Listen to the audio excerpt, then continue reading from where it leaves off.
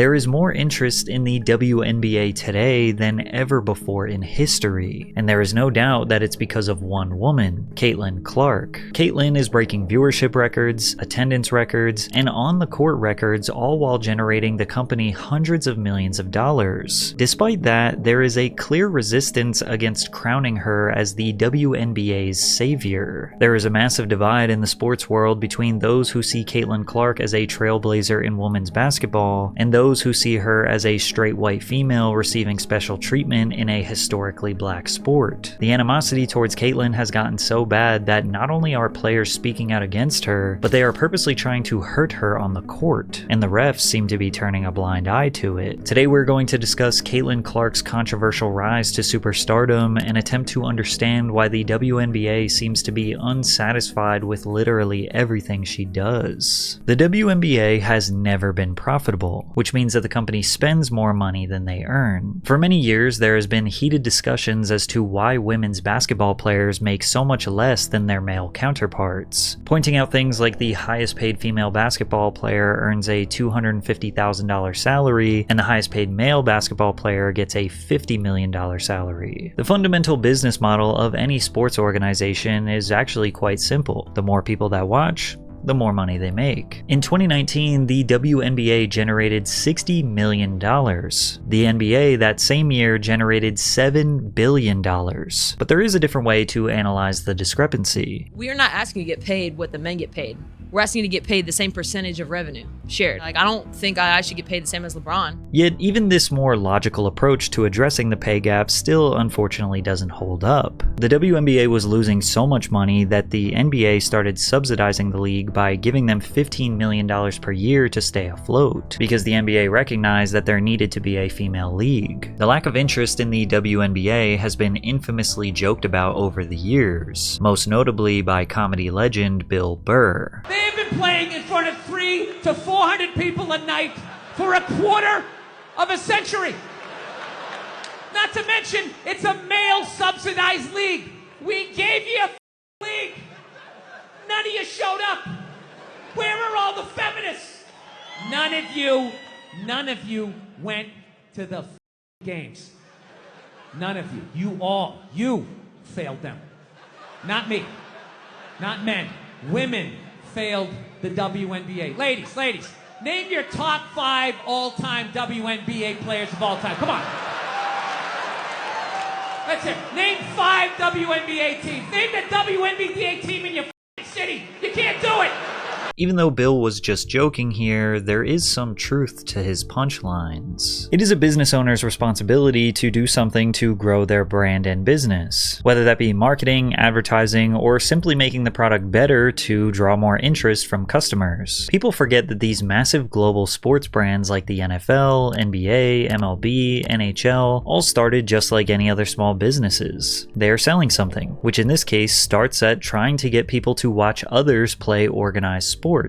And we can all agree that the people who play the sport are just as important, if not more important, than the game itself. However, you can't just force people to be interested in a player. I mean, you can try to come up with interesting storylines, maybe a good underdog story, someone who was destined to fail but overcame it, maybe somebody who had a tragic loss in their family or survived some sort of rare condition, or what about a good controversy? Who doesn't love 2 players that absolutely hate each other facing off? Storylines, personality, attitude, looks, background are all things that can definitely help draw interest to an athlete, but more often than not, a player's rise to superstardom is rooted in their ability to play the game exceptionally well, and Caitlin Clark was nothing short of a basketball prodigy. But first, a quick word from today's sponsor, Underdog Fantasy. The NFL season is finally here, and Underdog wants to make it a lot more exciting. Join the millions of fans that played on Underdog last year. With their pick'em game, you could win money by making sports picks. Turn those takes into cash by going higher or lower on player stats like touchdowns, receiving yards, interceptions, and much more. Make entries of all NFL picks or mix and match across your other favorite sports. You could win up to 1,000 times your money. Underdog is available in 30 plus states including California, Florida, Texas, and even Canada. Here are my picks for NFL Week 1, and if they all hit, I could 20x my money.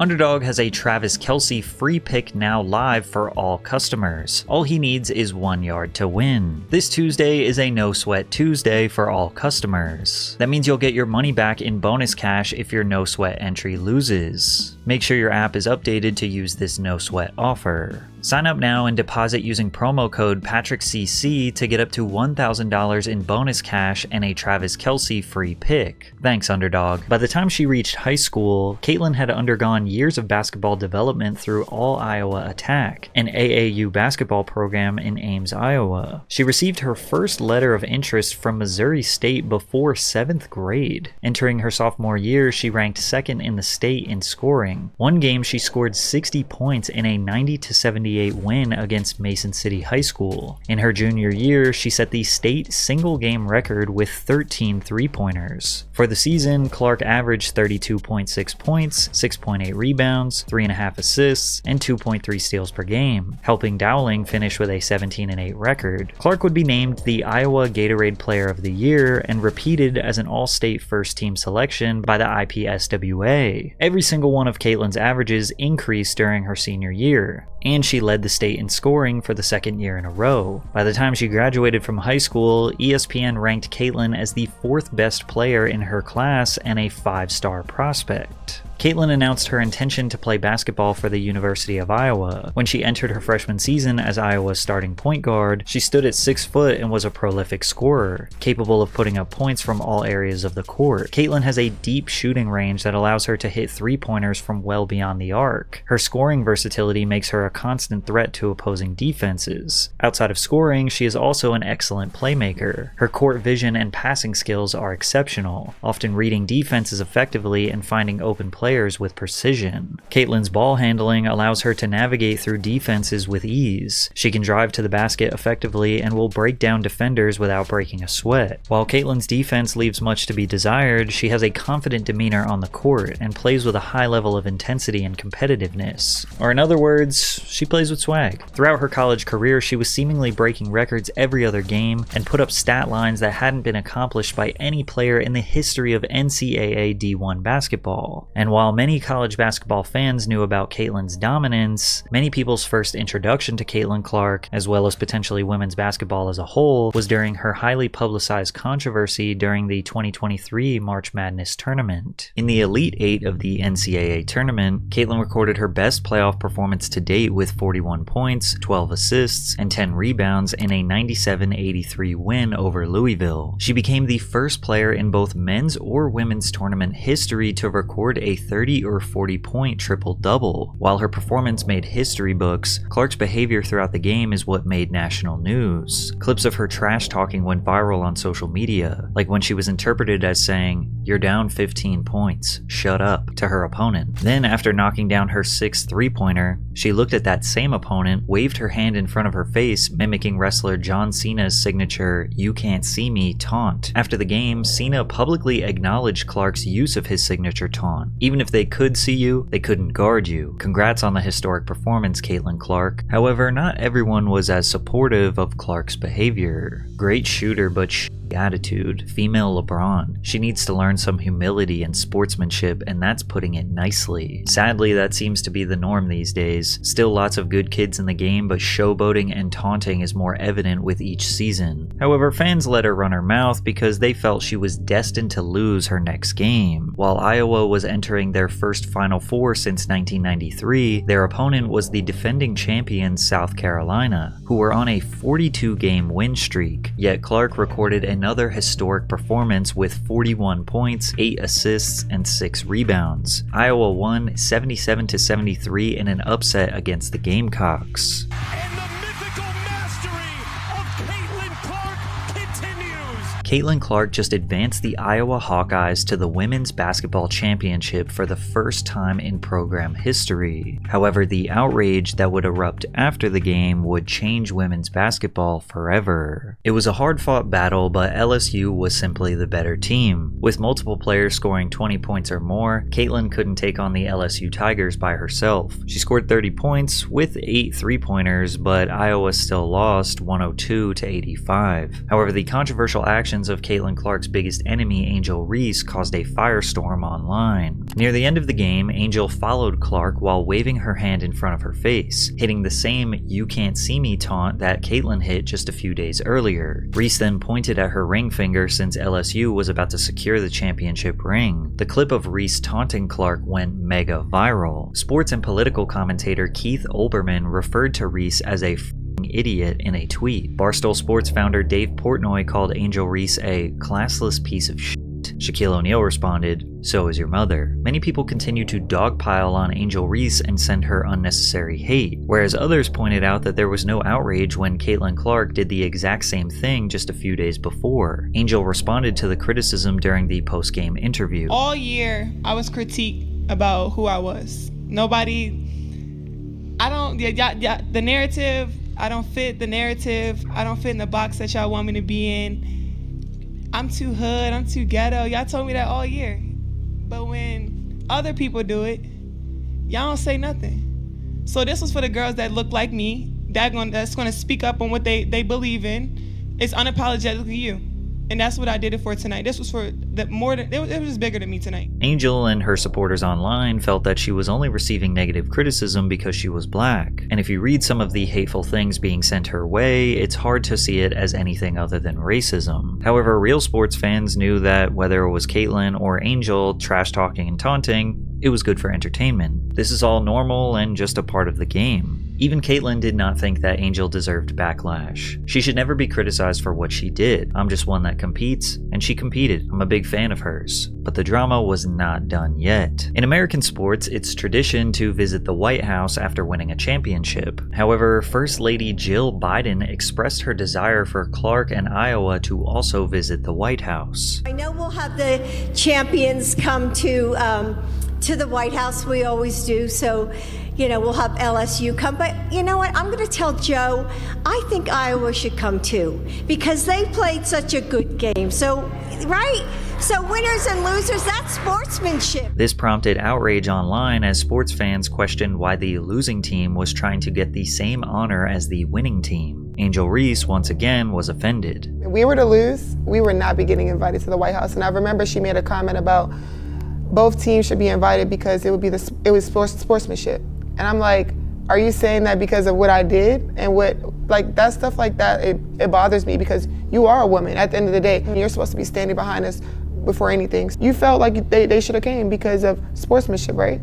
They can have that spot. Like, we'll go to the Obamas. We'll see, I'm gonna see Michelle. I'm gonna see Barack. Many of Angel's supporters believe that if LSU was the team that actually lost, then there was no way that they would also get invited to the White House. After the backlash, Jill Biden's press secretary clarified that only LSU would be invited, and Reese ultimately accepted the invite with her team later that week. It's easy for me to understate how many people were tuned in to this Caitlin Clark and Angel Reese beef. Louisiana vs. Iowa marked the most watched NCAA women's basketball championship game in history at 9.9 million viewers. I've never watched women's ball before, but this was an entertaining tournament. Ultimately, the drama seemed to benefit the sport as a whole, and it definitely benefited Caitlin Clark's bank account. In 2021, the NCAA announced that college athletes would finally be able to make money off their name, image, and likeness, whereas before it was illegal. Clark received endorsement deals from Hy-Vee, a supermarket chain that has more than 200 locations across the Midwest and the South. Under the Hy-Vee brand, Clark has appeared in its seasonal magazine and several regional ads and commercials. On March 1st, 2022, Caitlin announced a partnership with H&R Block, a national tax preparation company. Caitlin appeared as part of its A Fair Shot campaign, designed to help female athletes earn fair compensation in the NIL space compared to male athletes. Clark appeared in several national ads through the company's campaign. In July of 2022, Clark partnered with Topps, one of the largest trading card companies in the US. But Caitlin's most notable NIL endorsement came in October 2022 when Nike signed Clark to an NIL deal, alongside 4 other high school/college athletes, including Bronny James. That same month, she entered another partnership, this time with Shootaway, the most prominent basketball shooting machine companies in the world. In March of 2023, Caitlin received another major endorsement, appearing in Buick Automotive's #SeeHerGreatness campaign. Clark then partnered with the investment bank company Goldman Sachs Climax, where she and North Carolina's men's basketball player Caleb Love represented the company's 10,000 Small Business Voices program, releasing a nationwide commercial supporting the modernization of the Small Business Administration. Then in October of 2023, Clark joined NBA player Chris Paul in a popular State Farm TV commercial. Caitlyn was bringing national visibility to her sport and getting filthy rich while doing it. But she wasn't the only one getting rich. Universities all across the United States saw exponential growth in the interest in women's basketball. During her senior season, Iowa sold out all of its home games for the first time in program history and set the women's basketball attendance record at 55,646 at a preseason exhibition game against DePaul. I bet you never thought in your life you'd see a football stadium converted into a basketball court for women's ball. Every team that hosted Iowa during the regular season set an attendance record, with an average attendance increase of 150%. During Clark's final season at Iowa, from there, regular season games featuring her became the most viewed women's basketball games of all time on 6 different TV networks. And I was going to name some of the records that she broke and awards that she won throughout her college career, but there are so many that the sheer volume of them is enough for you to understand her dominance. However, the most impressive by far is that she is the all-time leading scorer, man or women, in college basketball history. Pete Maravich from LSU had 3,667 points. He held that record for 54 years, until Caitlyn beat it with her 3,951 points. Clark's final regular season game against Ohio State was the most watched regular season women's basketball game since 1999, as well as the second most watched college basketball game of the season, including men's games. As we were approaching March Madness in 2024,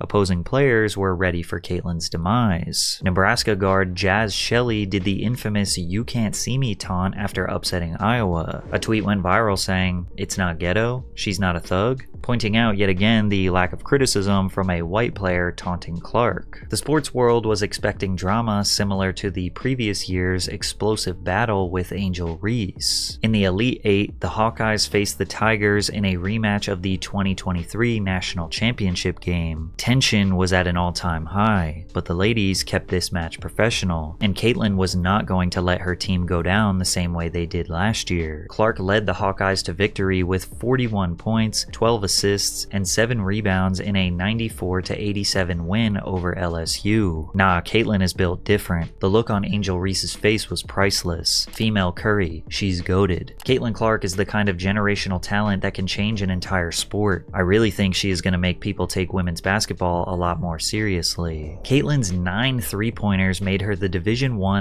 all-time leader in 3-pointers. After defeating UConn in the Final Four, Iowa reached the national championship game for a second consecutive season. Unfortunately, Clark's 30 points, including a historic 18 points in the first quarter, wasn't enough to beat South Carolina, who won the game 87-75. As great as Caitlyn was during her college career, as much as she carried her team to victory for 4 years straight, she was never able to secure a championship title. However, her star power is undeniable, and she will be considered one of the greatest women's basketball players in college history. The national championship delivered 18.9 million viewers, 10 million more than the previous year's game, making it the most viewed women's college basketball game in history. The media spent more time talking about Caitlyn than any other players or the team that actually won the game. I mean, just look, every headline starts with her name. Caitlyn is a certified star, and she didn't even need to win to be seen as the winner. However, Caitlyn's praise is most certainly a double-edged sword. As she entered the WNBA, she was facing immense pressure to revitalize a failing sport. The ticket sales, viewership, and all other financial implications are seemingly riding on her performance as a pro. If she isn't as dominant, or there isn't a good storyline surrounding her, perhaps new fans will become less interested, and the WNBA will miss out on their opportunity to finally become a profitable business. Additionally, other professional players are not very fond of Caitlyn. They are not convinced she will be able to handle the big leagues, and there is no doubt that they are playing more aggressively towards her. They are fouling her much harder, sometimes to the point of blatantly hitting her in the head, and the conversation of her being a straight white female boosting her success will continue to permeate throughout the media. With the first overall pick of the 2024 WNBA draft, the Indiana Fever selected Clark. This broadcast averaged 2.4 1.45 million viewers, which was the most in WNBA draft history. Clark's professional contract is worth $338,000 over 4 years. Her fans were outraged at this news. In comparison, the NBA's first overall pick is expected to make $57.19 million over the first 4 years. On average, the NBA rookie contracts average about $33 million,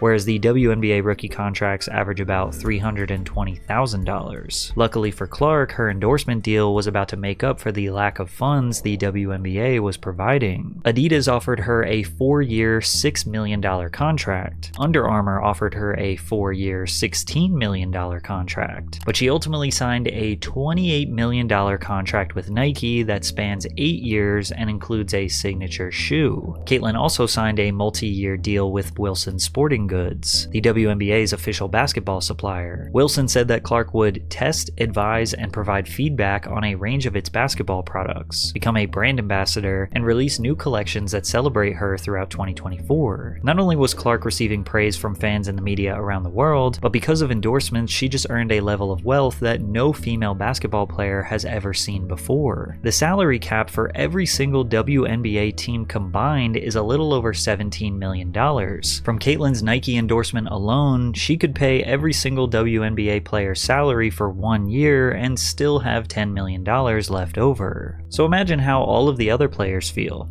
even the ones on her team. They play on the same court, they play the same game, and they often outperform Caitlin, but they won't receive nearly as much or any media attention at all, and they'll make about $80,000 a year, which is not even enough to comfortably afford a typical home in America. It's safe to say that Caitlin Clark had a target on her back. Several WNBA players, including some who are no longer in the league, made public comments that many interpreted as being antagonistic towards Clark. So there's been this hot take debate about, do you need to have a championship for legacy when you talk about a women's college basketball player?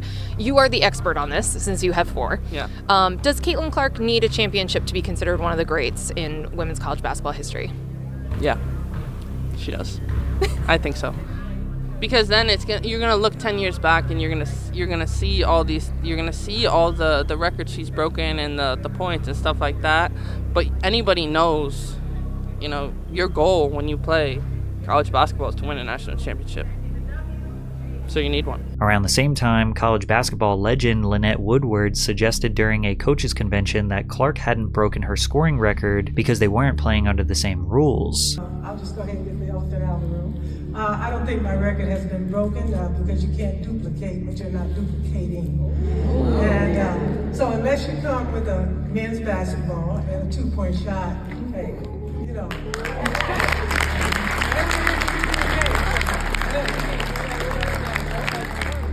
But just for you, so you can understand, so you can help me spread that word. Lynette played from 1978 to 1981 when women had to play with a men's-size basketball, which is a slightly larger ball than the current standard. With a smaller ball but same size goal, there will be more scoring, due to a higher margin for error with the shot still going in. They also did not have a 3-point line back then. Additionally, the NCAA was not the governing body of women's collegiate sports when Woodward played, so her 3,639 career points are not recognized by the NCAA. But even if they were, Caitlin still did score more points than that. Due to the backlash she received online, Lynette issued an apology 24 hours later with bolded text on the bottom that read, "Caitlin holds the scoring record." Another former player, Cheryl Swoops, attempted to undercut Caitlin's accolades, incorrectly claiming that her scoring record wasn't valid because she had been playing for more than 4 years. This isn't just for Caitlin, but you asked me about Caitlin. If you're going to break a record, to me, if it's legitimate, you have to break that record in the same amount of time that that player set it. Okay. Right?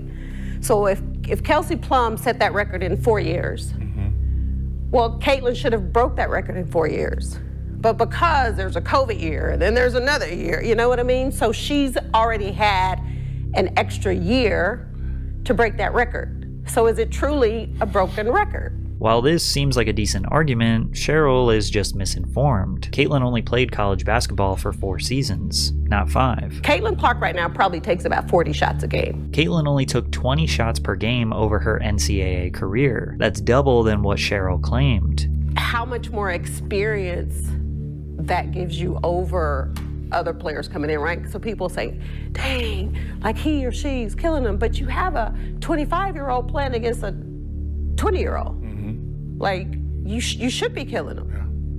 Because you've been doing it a lot longer than they have. Cheryl then says Caitlyn is 25 when she is 22 years old. Then when Cheryl got called out for the misinformation, this was her response. I'm gonna say this, and then I wanna be done with this whole conversation. So for people to come at me and say that I made those comments because I'm a racist, first of all, black people can't be racist, but that's the farthest thing from my mind. I grew up in a very small West Texas town, predominantly white.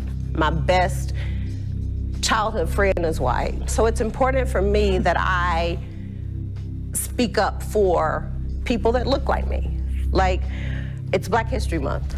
So, our ancestors fought and died for us to have opportunities that we have today.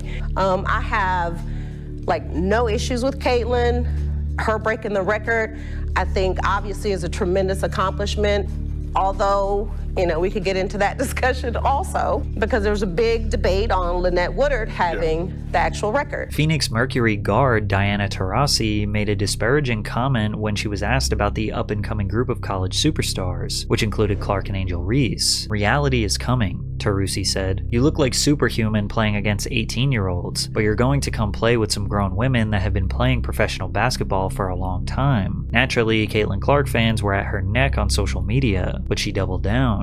Yeah, it's the new fans. They're really sensitive these days. You can't say anything. Yeah, it's kind of like when you go from kindergarten to first grade, there's a learning adjustment. When you go from high school to college, there's a learning adjustment. I don't think I said anything that wasn't factually correct. And like anything, greatness is going to translate. And she's proven that in every level. And I don't see it being any different in the WNBA. All those sensitive fans didn't even know who Taurasi was until Caitlin Clark. Anyone who criticizes or even makes a subtle negative comment on Clark will receive pretty obnoxious replies from people on social media. But that did not stop the women from saying how they feel. Aja Wilson, the Las Vegas Aces star, told AP News that she felt Clark's whiteness was a huge factor in her popularity. You can be top-notch at what you are as a black woman, she said, but they don't see it as marketable, so it doesn't matter how hard I work. She added, "It boils my blood when people say it's not about race, because it is." In a league in which approximately 70% of the players are black, nearly a third identify as LGBTQ, and most come from urban environments, Clark is white, straight, and from Iowa. However, others merely say it's just because she's an incredible player. Her playstyle and ability to shoot deep three-pointers is reminiscent of Steph Curry, who is a modern-day NBA superstar that kids all around the world love. Not to mention the endless list of records she holds. There's no solid argument against Caitlin Clark being great, but that was in college. How is her professional career going so far? Caitlin made her debut on May 14th, scoring 20 points in a 92-71 loss to the Connecticut Suns. 10 days later, she posted her first double-double with 11 points, 10 rebounds, and 8 assists, showcasing her potential in the Fever's first regular win over the Los Angeles Sparks. On May 28th, in a rematch with the Sparks, she recorded a career-high 30 points, 5 rebounds, and 6 assists in an 88-82 loss. During the game, Clark broke the record for the fastest WNBA rookie to reach 100 points and 50 assists. She was named the league's Rookie of the Month in May. Still, Clark received criticism for not reaching the unattainable standards bestowed upon her by the media. While she was performing well, she wasn't performing well enough. Her high turnover count paired with the Fever only winning one game in May, earning them a 1-8 record. Then again, a lot of Clark's on-court success has been hindered by what seems to be the relentless defense against her. Take a look at this obvious flagrant foul committed on Clark by Kennedy Carter, who seems to have called her a little bitch before pushing her from behind. Or this Seattle Storm player who blocked the ball and drove her elbow directly into Caitlin's head. The refs did not call a foul. Or when Angel Reese, who now plays for the Chicago Sky, lunged her arm into Caitlin, knocking her down, then taunting her as she ran away, with again no call from the refs. Ironically, Clark doesn't really care that other players are targeting her. It is what it is. I feel like I'm just at the point where you accept it and don't retaliate. I'm trying not to let it bother me. However, others are speaking on her behalf. Fever coach Christy Sides told reporters that she believes Clark has been treated unfairly. It's tough to keep getting hammered the way she does and to not get rewarded with free throws or foul calls. The coach followed up by tagging the WNBA on Twitter, where she wrote, "This is unacceptable. When will the consistent complaints be heard?" The Fever's general manager, Lynn Dunn, piled on, asking the lead to clean up the crap on Twitter. NBA legend LeBron James made headlines for his defense of Clark. In April, he tweeted, "If you don't rock with Caitlin Clark's game, you're just a flat-out hater." During an episode of his podcast, Bron claimed that a new player in the professional league is not going to receive praise. It's normal for opponents and even teammates to show animosity towards rookies. The people could have been your teammates, could have been the people you were competing against. They weren't celebrating you. No, not at all. They wanted to kick your ass. Absolutely, absolutely. I mean, my teammates for sure. There's video evidence of my teammates basically saying he's not ready, or there's somebody playing his position, or we're not putting all our faith in the 18-year-old kid. So my own teammates that I had to be on the floor with, practicing with, on the planes with, in the locker room, in game situations was kind of, just had this kind of, like you said, you don't want to say hate, but just like animosity, towards me. And I didn't even come in with that. I came in with the narrative, but I didn't come in with that type of aura. I just wanted to come in and learn from the vets and then put the work in. So I think for my advice to Caitlin, and my advice to anyone that comes in with this, this level of notoriety, out of this world expectation, it's all about having, be a horse, man. The Kentucky Derby, put your blinders on, go to work, show up to work, punch your clock in, prepare yourself, work on your game, work on your craft, kind of keep your mouth shut, and just learn from the vets. When they ask, you voice your opinion if they want your opinion, man, early on, because everybody is looking for you to say anything and they're gonna splice it and cut it and make it a negative thing. ESPN host Pat McAfee also chimed in to defend Caitlin Clark. But I would like the media people that continue to say, this rookie class, this rookie class, this rookie class. Nah, just call it for what it is. There's one white bitch for the Indiana team who is a superstar. And is it because she stayed in Iowa, put an entire state on her back, took a program from nothing to a multiple-year success story? Is it because she would go on to break the entire points records in the history of the NCAA? Not just the women's record by Kelsey Plum, shout out, but also Pistol Pete Maravich's, the dude's record as well. Is there a chance that people just enjoy watching her play basketball because how electrifying she is, what she did, what she stood for, how she went about going, what she went for? Maybe. But instead, we have to hear people say that we only like her because she's white. And she's the only popular because the rest of the rookie class is doing what they're doing. Well, that's a bunch of bullshit. And we think the WNBA, more specifically, their refs need to stop trying to screw her over at every single turn. What you have is somebody special. While McAfee was criticized for calling Caitlin a bitch, many agreed with his sentiments. However, Angel Reese pushed back on the narrative that Clark is single-handedly bringing new fans to the sport. It all started from the national championship game, and I've been dealing with this for 2 years now. And understanding, negative things have probably been said about me, but honestly, I'll take that because look where women's basketball is. People are talking about women's basketball, but you never would think that we'd be talking about women's basketball. People are pulling up to games. We got celebrities coming to games, sold out arenas, just because of one single game. And just looking at that, I'll take that role. I'll take the bad guy role, and I'll continue to take that on and be that for my teammates. And if I want to be that, and I know I'll go down in history, I'll look back in 20 years and be like, yeah, the reason why we watching women's basketball is not just because of one person, it's because of me too, and I want y'all to realize that. Although many people don't want to give Angel her credit, there's no doubt that the hero versus villain story is working in the WNBA's favor as well as Caitlin Clark's favor. Yes, people want to support Caitlin because she is electrifying and genuinely talented. However, the added animosity, beef, and physicality from Angel is definitely boosting interest as well. It essentially gives Caitlin Clark something to overcome. People will claim they want good, clean basketball, and maybe a little bit of aggressiveness is fine, but not too much. There's a line to be crossed, but they're kind of lying to themselves a little bit. Let's be honest. Everybody loves a little controversy, we love a good hero versus villain story, and Angel Reese has just accepted the role as the villain. Somebody's got to do it. But the league's sudden surge in popularity should be credited to Clark based on TV ratings and attendance records. During Caitlin's first month in the WNBA, the Los Angeles Sparks, New York Liberty, and Seattle Storm each set attendance records while hosting the Indiana Fever. In response to popular interest in Clark, the Sparks, Vegas Aces, Atlanta Dream, and Washington Mystics all had to move their home games against the Fever to larger arenas. In the first half of the WNBA season, 16 games averaged over 1 million viewers. It's the most games to surpass 1 million viewers in WNBA history. Of those 16 games, Clark and the Indiana Fever played 14 of them. Clark also leads the WNBA in player-specific merchandise sold. The media, the other players, podcasters, YouTubers, and the WNBA as a whole makes more money every time they talk about Caitlin Clark. And at the end of the day, it's all about money. If people can make money talking about the WNBA, then they're going to keep talking about it. And who is the most famous, most popular, most interesting person in the WNBA? Caitlin Clark. The WNBA's 36 million unique TV viewers in 2023 marked a 27% increase from the previous season, while revenue was up about $200 million. And that was before Clark was even in the league. 1 month after Clark joined the league, Commissioner Kathy Engelbert announced that teams would be traveling on private charter flights this season. Y'all should be thanking that girl for getting y'all ass private charters, all the money and visibility she bring into the WNBA. Don't be petty like dudes. Listen, what she's accomplished, give her flowers. Stop being petty, all you women out there.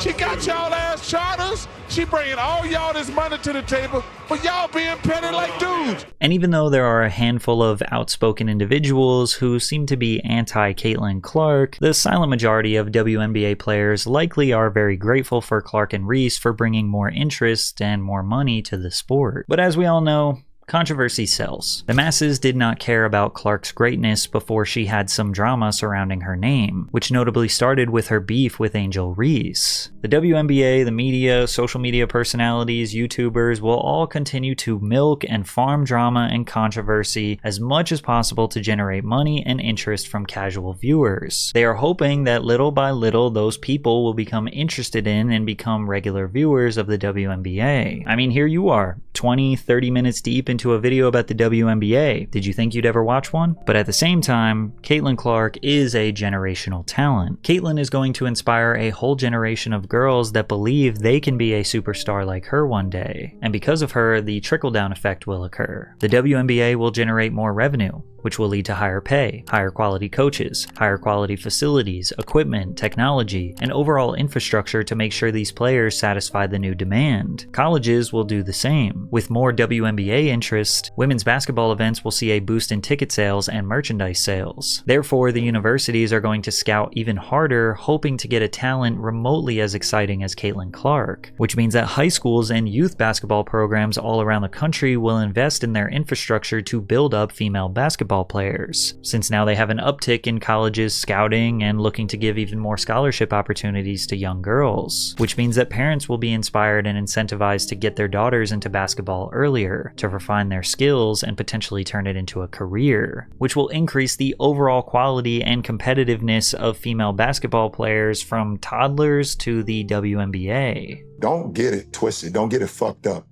Caitlin Clark is the reason why a lot of great things is going to happen for the WNBA.